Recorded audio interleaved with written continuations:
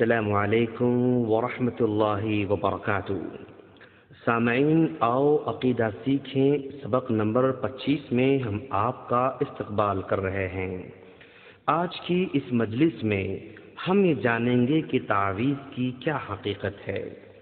سامعین، آج ہمارے معاشرے میں تعویذ بنانے کا کام باقاعدہ ایک پروفیشنل کام بن چکا ہے اور بہت سارے لوگ اس کے ذریعے دنیا کمانے میں لگے ہوئے ہیں اور بھولی بھالی عوام اس کو دین سمجھ کر بجا لا رہی ہے اور بڑے پیر لوگ اس سے خوب پیسہ کما رہے ہیں۔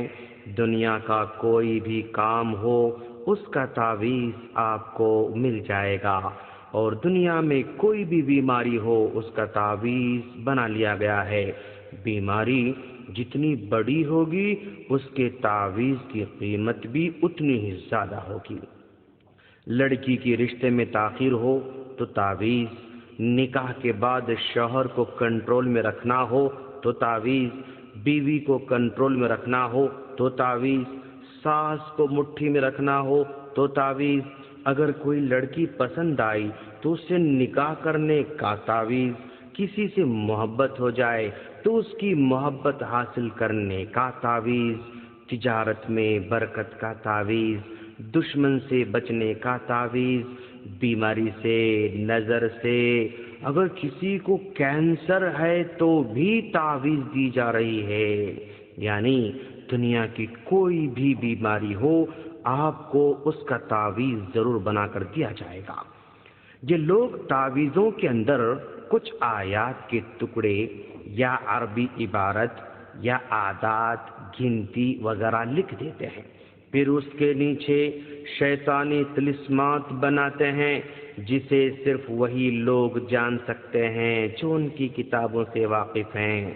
نیز اس کے ذریعے وہ لوگوں کے دلوں کو اللہ سے پھیر کر ان کے لکھے ہوئے طلسمات سے چھوڑ دیتے ہیں، بلکہ اکثر تعویذ والے عوام الناس کو ہراساں کرتے رہتے ہیں حالانکہ انہیں کوئی بیماری نہیں ہوا کرتی ہے۔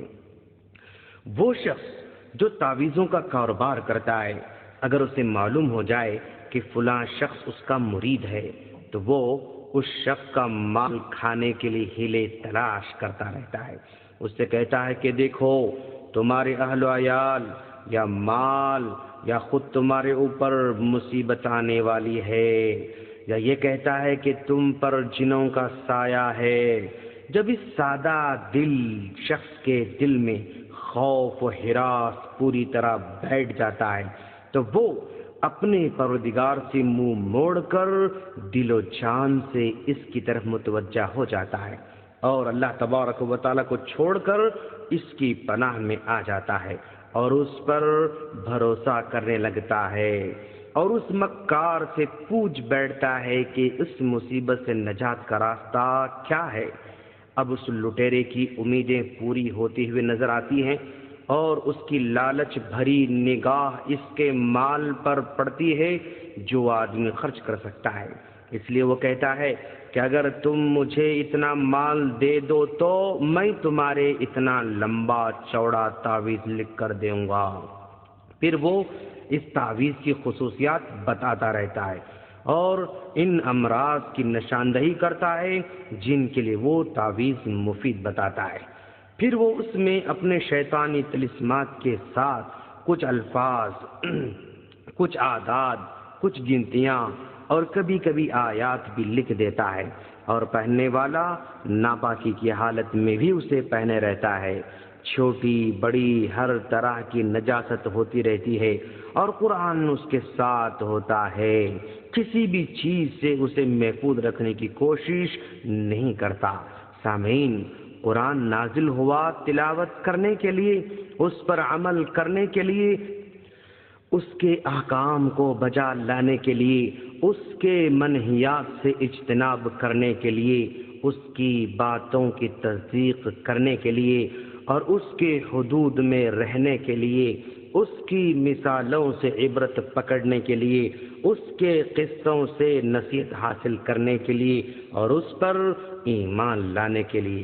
لیکن ان تعویذ والوں نے ان سارے مقاصد کو بے معنی کر دیا ہے اور قرآن مجید کو پسے پشت ڈال رکھا ہے، صرف قرآن کی شکل کو محفوظ رکھا تاکہ اسے کھانے کا ذریعہ اور کمانے کا وسیلہ بنایا جا سکے۔ ایسے وسائل کی مانند جن سے حرام تک تو رسائی ہو سکتی ہے، حلال تک کبھی نہیں ہو سکتی ہے۔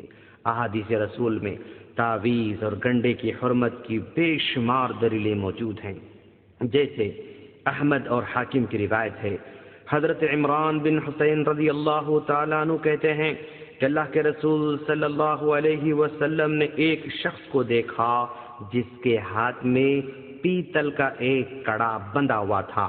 آپ نے پوچھا یہ کیا ہے؟ اس نے کہا یہ واہینہ ہے، یعنی ایک بیماری جس سے کندھے یا بازو کی رگیں پھول جاتی ہیں، اس بیماری کے سبب اس نے باندھ کر رکھا ہے۔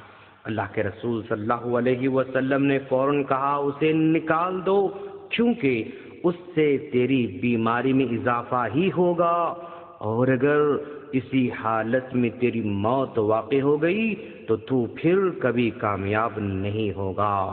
اور ایک روایت میں اللہ کے رسول صلی اللہ علیہ وسلم نے فرمایا، وہ احمد کی اور حاکم کی روایت ہے، آپ نے فرمایا جس نے تعویذ لٹکایا یا اس کی مراد مانگنے کے لیے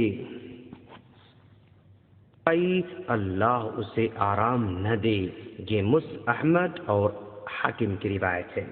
اسی طرح عقبہ بن عامر رضی اللہ تعالیٰ عنہ سے مروی ہے کہ رسول اللہ صلی اللہ علیہ وسلم کے پاس 10 آدمیوں کا ایک وفد آیا۔ آپ نے ان میں سے 9 افراد سے بیعت لی اور ایک سے بیعت نہیں لی۔ انہوں نے کہا اللہ کے رسول، آپ نے 9 آدمیوں سے بیعت لی اور ایک کو چھوڑ دیا، تو آپ نے فرمایا اس لیے کہ اس نے تعویذ لٹکا رکھی ہے۔ اس شخص نے ہاتھ ڈال کر تعویذ کاٹ کر پھینک دی، تب اللہ کے رسول صلی اللہ علیہ وسلم نے اس سے بیعت کی اور فرمایا جس نے تعویذ لٹکائی اس نے شرک کیا۔ یہ احمد کی اور سلسلہ صحیحہ کی حدیث ہے۔ اسی طرح حضرت حذیفہ رضی اللہ تعالیٰ عنہ ایک مریض کے پاس آئے تو دیکھا اس کے ہاتھ میں ایک دھاگا بندھا ہوا ہے، چنانچہ آپ نے اسے کاٹ کر پھینک دیا اور فرمایا، اور ان میں سے اکثر لوگ اللہ پر ایمان لانے کے باوجود مشرک ہوا کرتے ہیں۔ سامعین، پتہ چلا ان تمام احادیث سے کہ تعویذ لٹکانا یا باندھنا یا دھو کر پینا جائز نہیں ہے۔ ہم اللہ سے دعا کرتے ہیں کہ باری تعالیٰ تو ہم تمام کو دین کو سمجھ کر اس پر عمل کی توفیق عطا فرما، آمین۔ السلام علیکم ورحمۃ اللہ وبرکاتہ۔